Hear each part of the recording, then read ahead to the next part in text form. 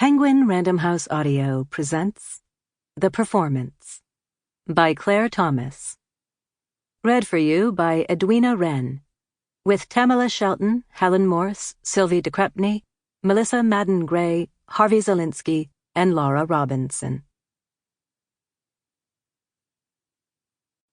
Dedicated to Katie Ridsdale and Annabelle Roxon, the best two of our three. I can't write one complete sentence about her, because she was her own complete sentence. And her sentence about herself was better than anyone else's, because she uttered it sort of without thinking, while thinking too much. I can't tell you how unusual that is in a world where, nowadays, no one leaves the house without some kind of script. Hilton Owls, White Girls. How she enjoyed it. How she loved sitting here, watching it all. It was like a play. It was exactly like a play. Who could believe the sky at the back wasn't painted? Catherine Mansfield, Miss Brill. 1. Margot is shuffling in a balletic first position along the strip of carpet between the legs of the already seated people in the theatre and the chairbacks of the row in front. She is almost late, and only some of the seated legs are shifting sideways to enable her to pass. "Excuse me," Margot says to no one in particular. "Excuse me." She is holding her handbag in front of her, moving it carefully over the row of heads. She is determined not to bump anyone with her bag or her body as she watches her feet in her sandals on the carpet, step, step, stepping. As she reaches the center of the row, she looks up to see a young man in the seat next to hers. He stands, nodding his head, all chivalrous and patient. "Thank you," she says, squeezing past him. "That's very kind." Margot sits down and drops her bag onto her lap. The young man also sits. He presses his forearm on the red velvet armrest between them. His flesh spreads out along the length of the armrest, his fingers hanging down towards the floor. Margot considers asserting her own claim with her own presumptuous arm, but she doesn't want to touch him. His skin is covered in tattoos and pale ginger hairs. He has goosebumps from the air conditioning.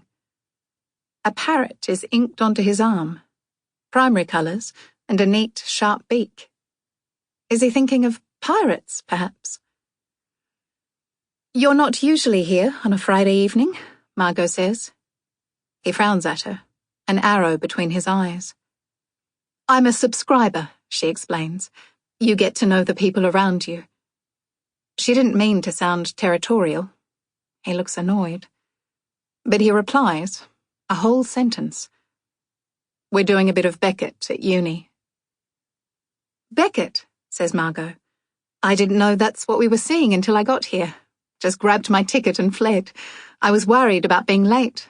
The traffic is always absolutely dire in the heat, don't you find? People seem to drive very strangely in the heat, and that smoke haze.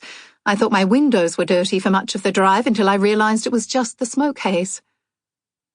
"I got the tram," the young man says. "No aircon. That was absolutely dire." "I see," says Margot, turning her face forward. She has an expensive, unobstructed view of the stage.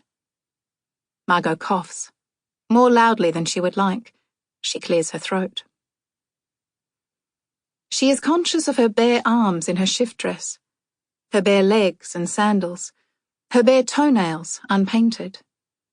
Her father, many years ago when he was still alive and she wasn't old, told her she shouldn't expose her elbows if she could help it.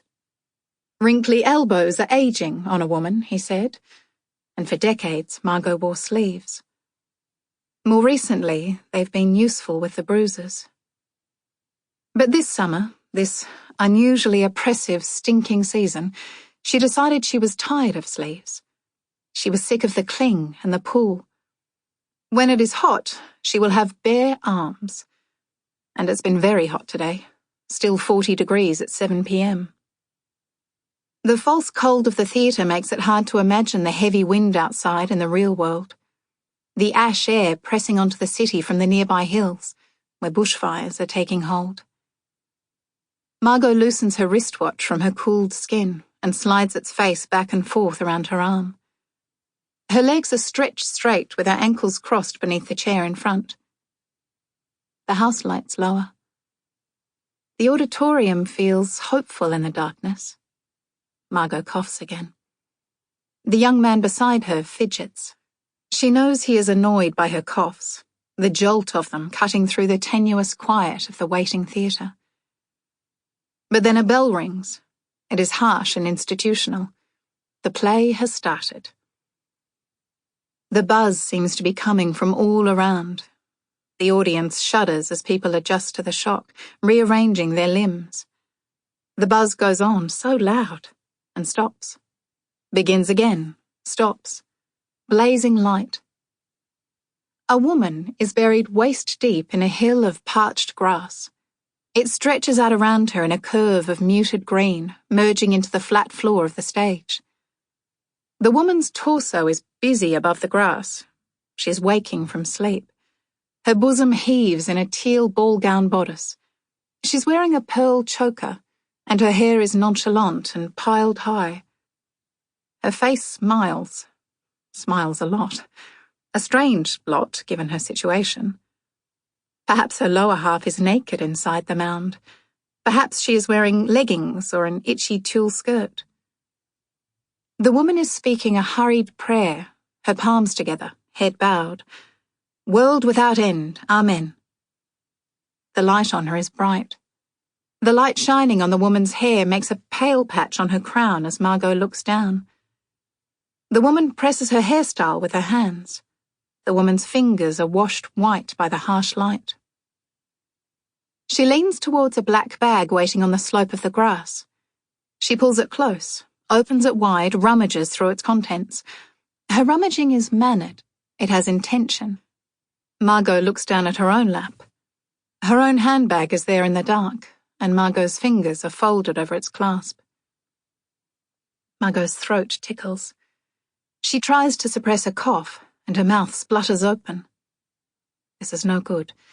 It must be the air conditioning. Its sudden dry chill after the heat of the world outside. Margot hasn't coughed all day. Not at home, not in her office, not even in the 2-hour meeting with the dean, that she's been dreading for much of her career. The question of retirement, uttered out loud. She was staunchly dignified. Reasonable. When she started to extract herself from the dean, I mustn't be late for the theatre, they both made a brief show of collegiality. She noticed a glossy museum catalogue on his desk. Matisse or Chagall, something luminous, and asked him about his recent holiday in southern France.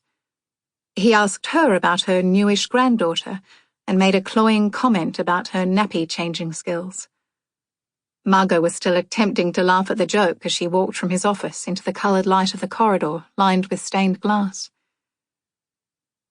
Getting out of her car park was difficult. There was an evening graduation ceremony, and car after car was arriving at a time when Margot could usually swing her Audi up the empty concrete ramps to ground level.